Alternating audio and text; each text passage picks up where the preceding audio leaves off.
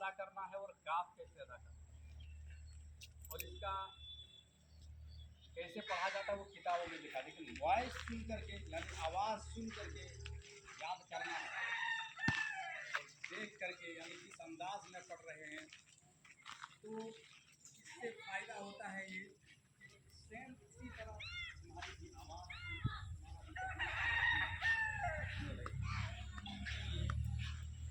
आवाज़ पर ज़्यादा तवज्जो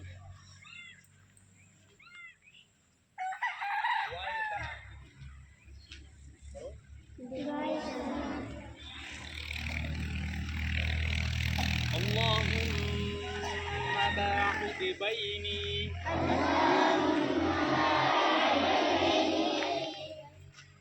اللهم باعد بيني وبين خطاياي اللهم باعد بيني وبين خطاياي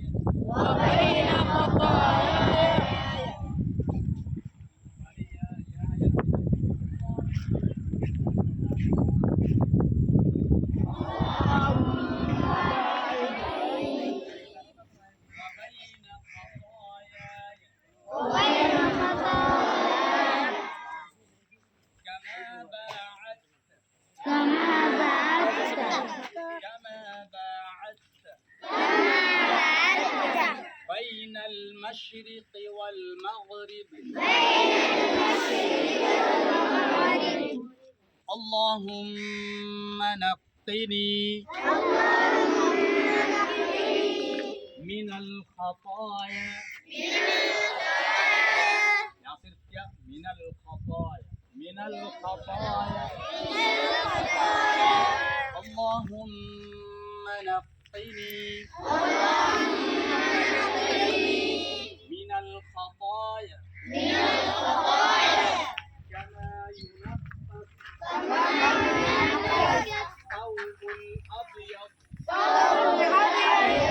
من الدنس